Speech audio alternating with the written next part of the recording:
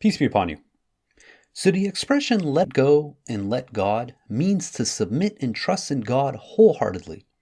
Oftentimes, this is easier said than done.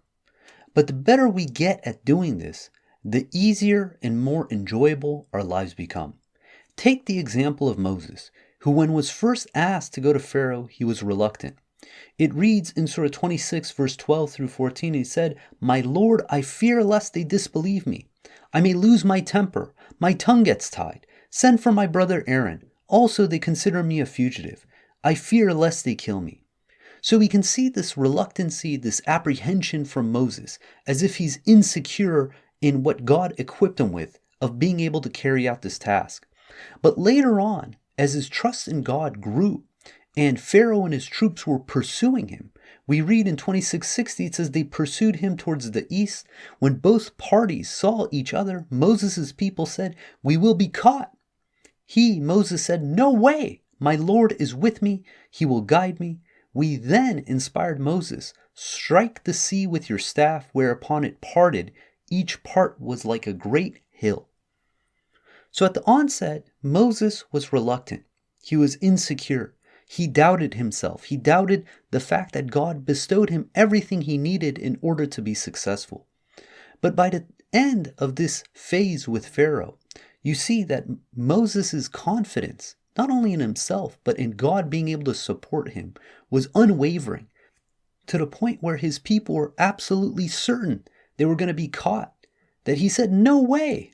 And God saved him from the situation, as God always saves the believers from any situation. God never burdens a soul beyond its means. This is a proclamation made in the Quran, and this means that any difficulty, any hardship we go through, not only can we handle it, but God has equipped us with everything we need in order to be successful if we only trust in Him. That said, if we only submit to Him, then it will not only prove the strength of our faith, but He will provide us with the absolute best outcome. All we can do is do our part, which is believing in God, believing in the hereafter, and leading a righteous life. But we leave the outcome of the situation 100% to God. Sometimes the outcome we receive was not what we were hoping for. And these are the moments when we are truly tested. Do we submit or do we complain? If we complain, we are being objectors. But if we submit, then it shows that our actions correspond with our belief. We are showing that we know that God did not forget, God did not make a mistake, but rather that God has another plan for our lives that's better than what we expected. In Surah 17, verse 11, it reads, "The human being often prays for something that may hurt him, thinking he is praying for something good. The human being is impatient." It is natural to want to have ease in our life. But sometimes in order to reach our potential, we need to go through hardship because this is what is required for our growth. And since God knows us best, we happily submit to God's will. In Surah 90, verse 4, we read, "We created the human being to work hard to redeem himself." This is what we were designed to do. But oftentimes, when facing hardship, we forget that God is the one who's doing absolutely everything. The devil makes us think that it is others who are doing the choosing that is impacting our life. Our worldly boss, our teacher, our professor, or some politician, that they're the ones who are dictating the outcome of what happens to us. It's natural to want to stand up for ourselves, to try to direct the situation so that we get the favorable outcome we desire. And there's nothing wrong with doing so. But if we want to be part of the elite in God's kingdom, we need to strive to do better. In Surah 42, verse 39 through 43, we read, "When gross injustice befalls them, they stand up for their rights. Although the just requital for an injustice is an equivalent retribution, those who pardon and maintain righteousness are rewarded by God. He does not love the unjust. Certainly those who stand up for their rights, when injustice befalls them, are not committing any error. The wrong ones are those who treat the people unjustly and resort to aggression without provocation. These have incurred a painful retribution, resorting to patience and forgiveness reflects a true strength of character.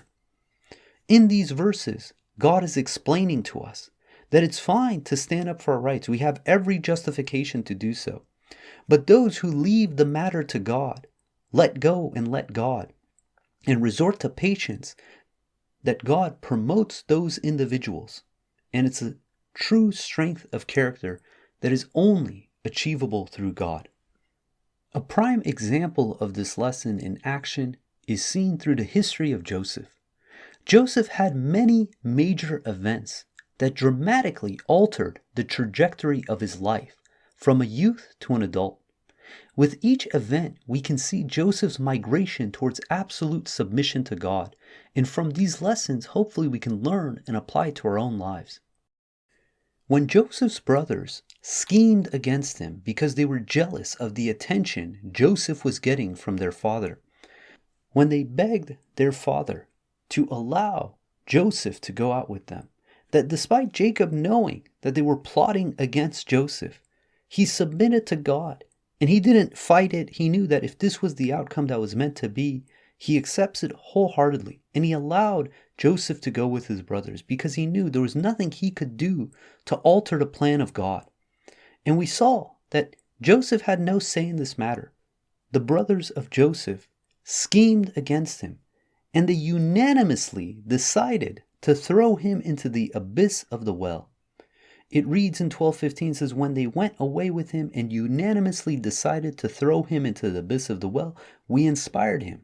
Someday you will tell them about all this while they have no idea. That God gave Joseph confidence that in the darkest times, in his most vulnerable situation, that he will ultimately have the upper hand. But again, he had no say in the matter. When the merchants discovered that he was stuck in the well and decided to sell him off as merchandise, again, he had no say in the matter. In 12:19 it reads, a caravan passed by and soon sent their water. He let down his bucket, then said, how lucky, there's a boy here. They took him along as merchandise, and God was fully aware of what they did. They sold him for a cheap price, a few dirhams, for they did not have any need for him. So we see in these situations, Joseph had no say in the matter. These were being dictated upon him by people of authority, people who had power, supposedly, over him. His brothers who were older, more numerous, stronger, the merchants who took him and sold him, and even his purchase by the governor. He had no say again in the matter.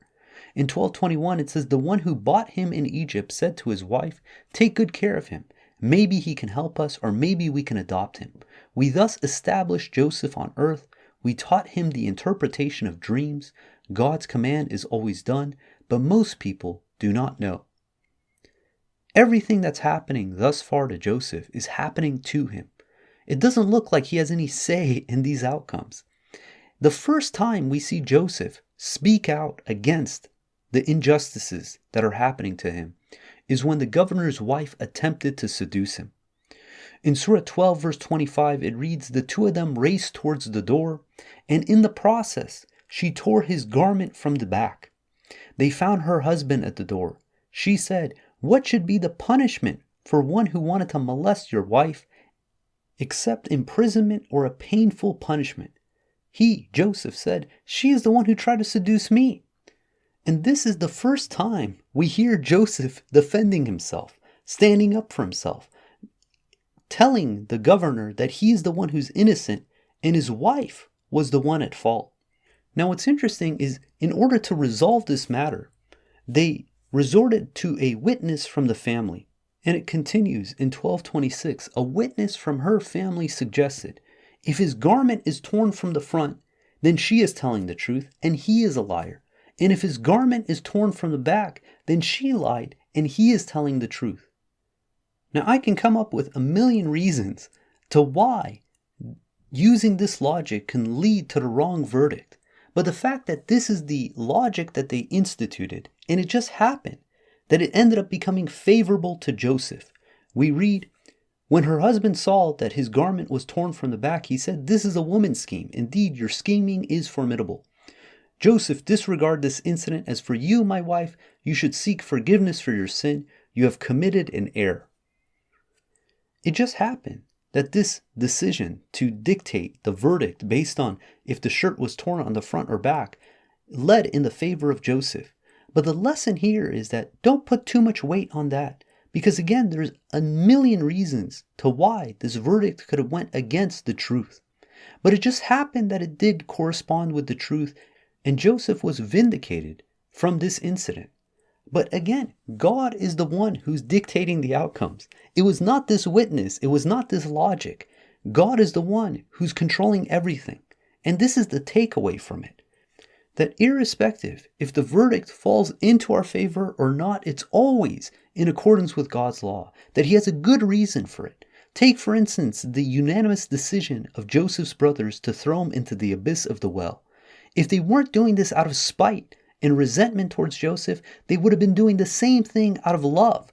And it's hard for us to grasp that. We put so much focus on the actions, the motivations of the people, but what we forget is that God is the one who allows this to happen. Take the example of Moses' mother, who put Moses into a basket and threw him into the river out of love. Now, if you saw this action and you saw the action of Joseph's brothers, you wouldn't know what the difference was. Because from our eyes, they look the same. Yes, the motivation of the individual is different, but God was the one who is dictating the outcome for both scenarios. And further proof of this is that despite everyone knowing Joseph was the innocent party, that it was the governor's wife who was trying to seduce him, they still ultimately decided to send him to prison. Meaning it doesn't matter if the verdict was in your favor or not. It doesn't matter if the witness who decided the criteria of judging who was at fault is fair or not. God is the one who's going to dictate the outcomes. And this is the fundamental takeaway from this, that we get fixated on justice, we get fixated on right and wrong. And that's true, we can stand up for our rights. But at the end of the day, God is the one who's determining the outcome. And if you trust in God, you know that the outcome that God has selected will be what's absolutely best for all those who believe. And I believe these are all the foundational pieces for Joseph to learn this lesson, but it wasn't apparent to him when he was first in prison. When two prison mates came to Joseph and asked them to interpret his dream, and he realized that one of them was going to be the wine butler for the king, Joseph made a fundamental error. He said in 1242, to the one to be saved, remember me at your Lord. Thus the devil caused him to forget his Lord, and consequently he remained in prison a few more years. He was attempting to have someone intercede on his behalf, to go to the Lord of the individual who's going to be the wine butler for the king, to ask him to reduce his sentence, to get him out of prison, was showing that he did not learn his lesson yet, that God is the one who dictated everything in his life, that he was never in justice, that irrespective if it was done out of spite or hate or love was irrelevant, because God was the one who allowed it to happen. And this becomes apparent when the king has the dream and asks his advisors to interpret his dream, and none of them are capable. And it's at that point that the wine butler remembers Joseph's ability to interpret dreams.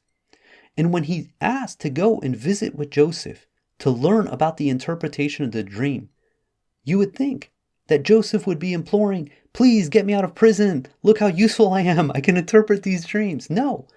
When he interpreted the king's dream and the king commanded to bring Joseph to him, what was Joseph's response?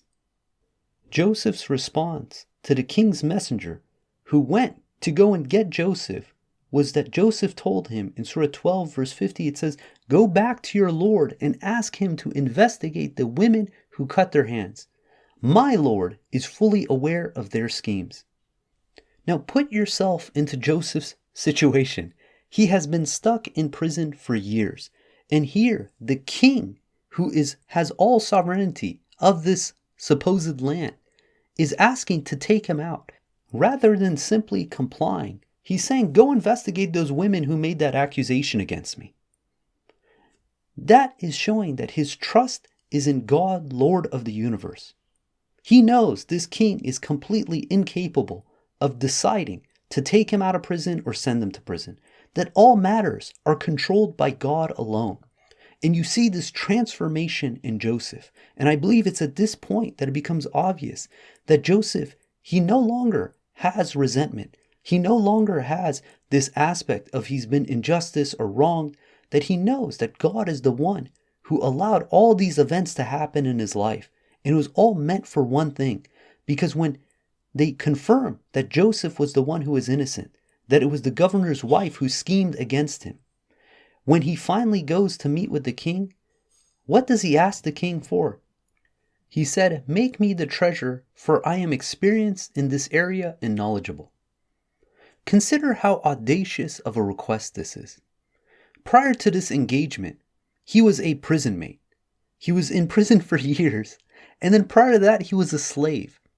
Now he's in front of the king and saying, okay, which role do you want? He says, I want to be the most prominent individual in the country with the most amount of authority to be able to dictate the treasury of the entire country and what is going to take place for the next 14 years. I want to have complete control over. And he was granted that. But it wasn't the king who gave him that position. It was God who granted him that position. God was the one who was controlling every outcome. And just like Joseph knew that it wasn't the king who was going to get him out of prison, but God, Joseph also knew that it wasn't the king who was going to appoint him as the treasurer of Egypt, but it was also God. And this takes us to the last incident where it really showed the degree of faith that Joseph had in God being able to control the outcome. When Joseph's brothers came seeking provisions, and he placed the king's cup in their bag, he could have easily dictated the terms of what would happen to the individual who was found with the king's cup. But showing his trust in God, knowing that God was the one who controls the outcomes, he offered the decision to his brothers. In 1274, it reads, they said, "What is the punishment for the thief if you are liars?" They, the brothers, said, "The punishment, if it is found in his bag, is that the thief belongs to you. We thus punish the guilty." Then he started by inspecting their containers before getting to his brother's container, and he extracted it out of his brother's container. We thus perfected the scheme for Joseph. He could not have kept his brother if he applied the king's law. But that was the will of God. He exalts whomever he chooses to higher ranks. Above every knowledgeable one, there's one who is even more knowledgeable. God is showing that he is the one who's pulling all the strings. He is the one who's controlling all the commands. The fact that his brothers were saying this is what the punishment should be if you find the king's cup in one of our containers was only playing into the outcome that God has already dictated, that Joseph would be able to claim his brother for himself, based on what the brothers themselves dictated. This is the power of God, that when we trust in God wholeheartedly, God controls all the outcomes. That when we think we have no say in the matter, God is still controlling the outcomes. That when we think other people are dictating the outcomes in our lives, that this is a false illusion. That if we trust in God wholeheartedly, that we submit to anything that God wills for it to happen, that we know that this is all ultimately for our good. Every single thing that happened in Joseph's life, every single thing that happens in every single one of our lives is being controlled by God. If we submit 100% to God, if we let go and let God, then God will show that all these outcomes were all coalescing for our good. God willing, we're going to end there. If you guys got comments or questions, please hit us up at qurantalk@gmail.com. If you want to follow along the verses of the Quran, please download the Quran Study app on the iOS App Store. If you don't have an iOS device, you can go to the QuranStudyApp.com website. And if you like the podcast, please share it with others. And until next time, peace and God bless.